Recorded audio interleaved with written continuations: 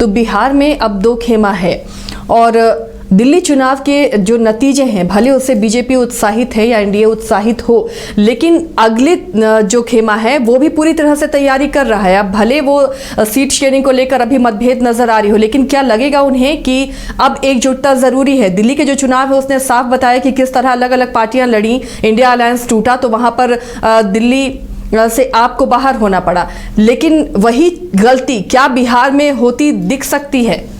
देखिए, इधर अगर आप देखें तो दोनों दलों में आरजेडी और कांग्रेस में कुछ नेताओं के बयान जो है एक दूसरे के लिए तल्ख निकलते दिखते हैं। लेकिन आप एक चीज़ और भी देखती हैं कि जब भी कहीं पर भी गठबंधन होता है तो गठबंधन होने से पूर्व, मतलब चुनाव से पहले, जब तक सीटों का बंटवारा नहीं हो जाता, एक आपको तल्खी दिखती है, दोनों तरफ से जोर आजमाइश होती है कि उसे ज़्यादा से ज़्यादा सीटें मिले।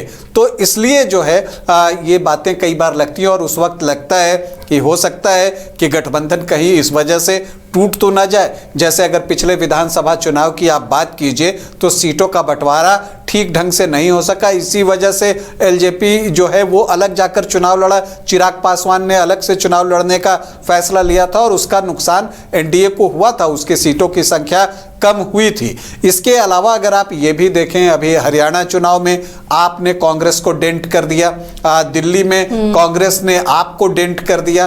तो जब आप इस तरह के परिणाम देखते हैं तो मुझे लगता है कि राजनीतिक सूझबूझ का परिचय देते हुए लोग कोशिश करते हैं कि चलो ऊपर की तो जो बातें हैं वो अपनी जगह हैं, लेकिन हम एक समझौते पर पहुंचे जहां सीटों का बंटवारा कर लिया जाए, क्योंकि जो सामने आपके प्रतिद्वंद्वी हैं वो बहुत मजबूत हैं। जब नरेंद्र मोदी के साथ नीतीश कुमार का नाम जुड़ जाता है और अब इसमें चिराग पासवान का नाम भी जुड़ रहा है, तो ये एक बड़ी शक्ति के रूप में बिहार में दिख रही है। तो ऐसे में मुझे लगता है कि कांग्रेस आरजेडी ठीक है, बयानों में तल्खी आ रही है, लेकिन चुनाव से पहले चीजों को संभालने की कोशिश होगी। और आपने देखा था कि जब पिछली बार राहुल गांधी पटना आए थे तो वो व्यक्तिगत रूप से लालू प्रसाद यादव, राबड़ी देवी से मिलने खुद गए और वहाँ पर जाकर उन्होंने बातचीत की। जो उनकी माता जी हैं सोनिया गांधी से उन्होंने जो है लालू प्रसाद यादव, राबड़ी देवी और तेजस्वी यादव की बातचीत करवाई।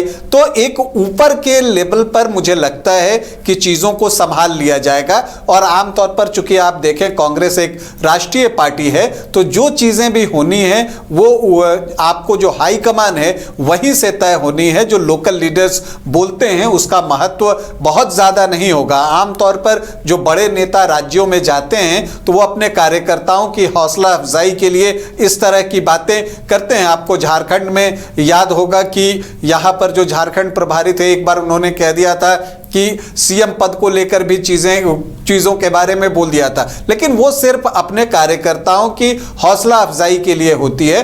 ऊपर से चीज़ों को तय करने की कोशिश होगी। और मुझे लगता है कि लालू प्रसाद यादव पास्ट में जो है वो सोनिया गांधी हो या राहुल गांधी हो, उनको हमेशा बैक करते रहे हैं। और आपने एक बार देखा भी था, उस समय नीतीश कुमार भी उस गठबंधन में थे, तो उन्होंने बारात की बात की थी राहुल जी से।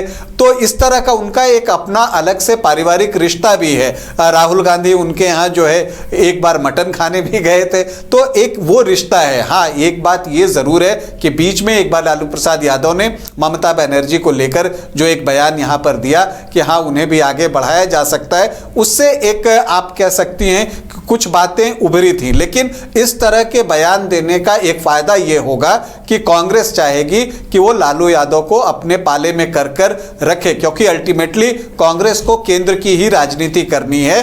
तो उस लिहाज से मुझे नहीं लगता कि ये गठबंधन टूटेगा, क्योंकि अगर गठबंधन टूटा और अगर जो पुरानी गलतियों से सबक नहीं ली गई तब फिर परेशानी बढ़ सकती है। क्योंकि देखिए, कांग्रेस जहां कुछ फॉरवर्ड वोटों में डेंट कर सकती है वहां पर बीजेपी को नुकसान होगा, लेकिन अगर उसने अल्पसंख्यक वोटों में सेंधमारी कर दी तो आरजेडी के लिए नुकसान बहुत ज्यादा बढ़ जाएगा। इसलिए मुझे लगता है कि चीजों को संभालने की कोशिश दोनों तरफ से होगी, क्योंकि दोनों को एक दूसरे की जरूरत है। राजीव जी, अब चूंकि वक्त भी खत्म हो रहा है, जो रंजन जी ने बातें कही है, देखिए बहुत शुरुआती फेज है और ये जो होता है ना सीट शेयरिंग के लिए एक प्रेशर पॉलिटिक्स भी होती है, भले ही अभी तलखी नजर आ रही है, लेकिन क्या चुनाव से पहले तक चीजें सॉल्व नहीं हो जाएंगी? जो लोकल लीडर्स होते हैं वो इस तरह के बयान देते हैं, लेकिन देखिए जो ऊपर के लीडर्स हैं जिन्हें तय करना है चीजें, उन तक से अब तक कोई ऐसे बयान सामने नहीं आए हैं, तो माना जाए कि अभी सिर्फ प्रेशर पॉलिटिक्स है। नहीं, देखिए सर जी, दो चीज़ें हैं, क्योंकि समय का बड़ा अभाव है, इसलिए मैं संक्षेप में अपनी बात रखना चाहता हूं। देखिए, दो चीज़ें हैं। राहुल गांधी जब पिछली बार आए थे, यानी कि 5 तारीख को जब आए थे पटना, तो कांग्रेस के सदाकत आश्रम गए थे। वहां कार्यकर्ताओं ने सीधा उनको कहा था, और भारी भीड़ थी, कि भाई इस बार चुनाव कम से कम अकेले लड़िए, और फिर वो जाके लालू जी से मिले थे। दूसरी बार जब आए हैं आज से 4 दिन पहले राहुल गांधी, तो लालू प्रसाद यादव पटना से वो नालंदा चले गए थे, और वहाँ जाकर के उन्होंने बयान दिया कि भाई किसी भी कीमत पर तेजस्वी यादव को मुख्यमंत्री बनाएंगे। और तेजस्वी यादव जो है उसी दिन राहुल गांधी पटना आते हैं और 9:30 बजे तेजस्वी यादव दिल्ली चले जाते हैं, यानी कि मुलाकात नहीं होती है उन लोगों के बीच। और जो एक सबसे महत्वपूर्ण बात है कि आपको याद होगा कि आरजेडी पटना में अक्सर ये कहा करती थी कि भाई झारखंड में जो आरजेडी को ज़्यादा सीटें नहीं मिली, उसमें कांग्रेस की बड़ी भूमिका है। तो इस बार कांग्रेस को आरजेडी बहुत ज़्यादा तवज्जो इसलिए नहीं दे रही है, और ये भी जान रही है कि लोकसभा चुनाव में बहुत कम सीटों पर, 7 सीटों पर कांग्रेस लड़ी थी, उसमें 3 सीट जीती थी, और लगभग 26 सीट पर आरजेडी लड़ी थी, तो उसमें 4 सीटें जीती थी। तो कांग्रेस ये कह रही है कि भाई आप 26 पर जब लड़ते हैं तो मात्र 4 जीतते हैं, और हम जब 7 पर लड़ते हैं तो हम 3 पर जीतते हैं। इसलिए इस बार सीट के मामले में कोई भी कंप्रोमाइज नहीं होगा, और यही वजह है कि आरजेडी और कांग्रेस के बीच तलखियां जो है वो बढ़ रही हैं। जी आसिया जी। चलिए, शुक्रिया राजीव जी इस तमाम जानकारी के लिए। रंजन जी, आपका भी शुक्रिया।